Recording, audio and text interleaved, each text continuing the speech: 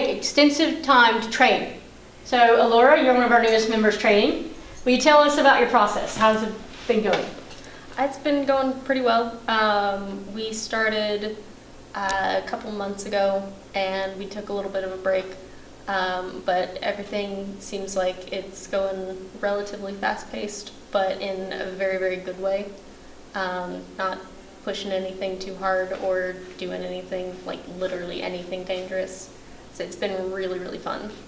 And how were you taught? How did you start? Did you start straight out with steel, or did you learn on sticks? Or? We started with wooden broadswords, right? Broadswords. Yeah. And then we switched to knife fighting for a little bit, also in wood. And right now we're working with polypropylene swords, plastic swords. And I'm learning single weapon and dual wielding. Okay, and would you mind telling us why do you need to wield double weapons? I mean, like, who's an Earl going fight, right? The coolest. Okay, what is your character? My character is Siobhan. I'm part of Morgana's army, and I kill all of the things for Morgana. That is an awesome thing to have. An awesome job killing all the things. Really cool. Okay, next we have Aaron. That's me, yep. No, pretty much the same thing as her. You've gone through a lot of the same things. We started on wooden hand-and-a-half swords. We did a little bit of daggers training. Moved on to the polypropylene, like she said. We've done some net fighting where we got in between. We crisscrossed a bunch of ropes and just try to limit the areas in which we could fight. And what do you think that limiting the area, what do you think that does for you as a fighter? It lets you be more aware of your surroundings. Like if you're inside, you have tables or chairs around you, or if you maybe got something hanging down low. Just to kind of be more aware of what's really happening around you. And next we have Victor. Hi, I'm Victor. I play Gwyn Apmuth, King of the Underworld and Lord of the Hunt. I'm a bit more of an experienced fighter, I'd say. I've been training in martial arts and Kung Fu for 10 years, then a couple of more years in the SEA of medieval heavy fighting with sword and shields. And in your training with martial arts and SEA, how does that translate for your character? What is Gwyn, Lord of the Underworld?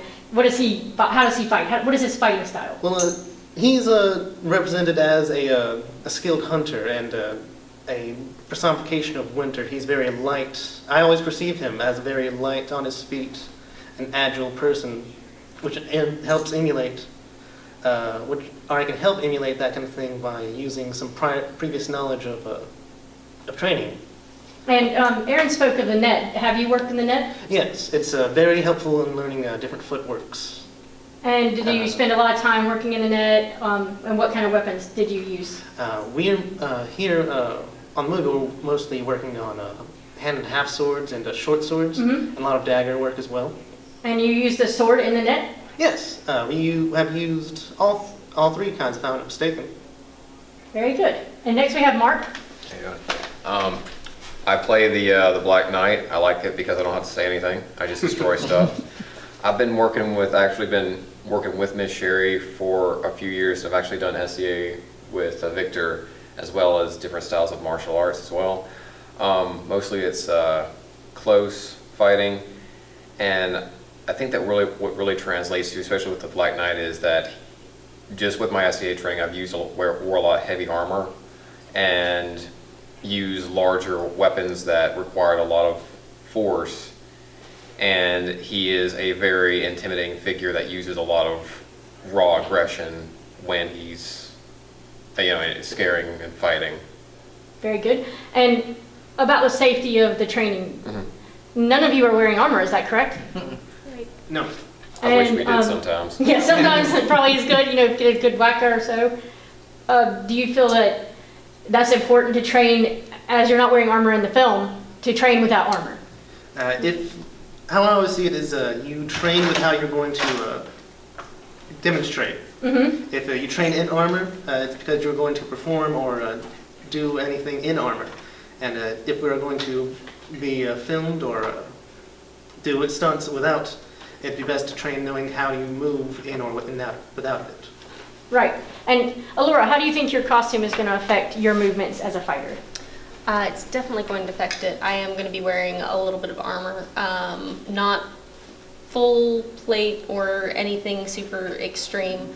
I think the most restrictive piece is probably going to be the breastplate, but I wanted to be able to learn without first, because I think there is going to be some portions where my character isn't going to be wearing armor. Correct. So I wanted to make sure that I was comfortable fighting in both. And Mark, you have to wear a lot of armor. And how does that bulk help affect your movement? Well, originally when I first started wearing armor, I didn't like it because it was really awkward. It felt like it was too tight or too loose. But then after a while, it kind of when I got used to it and understood how it was supposed to feel and move around, it actually got a little bit easier, and it was almost like almost like wearing regular clothes. Very good. How long do you think that took to get used to it? It does take a while. It does take a little while to get used to that kind of Like a change. few months. Because it is wearing a good couple of 30 or 40 pounds of extra weight. At the most, it's like another 30, 40 pounds. And do you think that it slows you down a whole lot at first? Do you think you can move in this armor in the net that you spoke of, or? It's more awkward than slowing. It doesn't. Okay. Yeah, it's just awkward because you're trying Takes to. getting used to it. Yeah, because usually when you're already without it, you already know how you balance yourself out, and then when you have more weight on you, you have to learn how do I calibrate this new balance. And some have said that Sherry's training methods are a little bit unorthodox. How would you describe them? Yeah, and that's a good thing. That's a good thing. And why do you say that's a good thing? Because it's unorthodox because it requires you to think in a different way, in a different form, as opposed to because most fighters I've gone against, they do the same thing over and over again, and they teach you the same thing over and over again, and then when you're supposed to fight against someone different, you know what you've been taught, but you don't know how to address this. Fighting in an unorthodox way, you're able to adapt to different forms. So you would say that Sherry's training has made you very adaptive. Actually, I've done a lot more improving in the SCA after I've trained. That's very good. Would you say that's same? Yes, in martial arts and the SCA, agree with the Mark here. You were taught very specific move sets, like a form or a kata that you repeat ad nauseum. Ms. Sherry teaches a very free flow, very failure allowing kind of teaching method. So she allows you guys to make mistakes, and then says, "Yeah, that'll work for the film. No, that won't work for the film." And Exactly. and does she explain to you why it won't work? Or Yeah. very good. And thank you all for joining our roundtable discussion here on fighting. And by the way, I'm also a fighter. I have been fighting with Sherry for over 15 years. I have done the net. I've been blindfolded.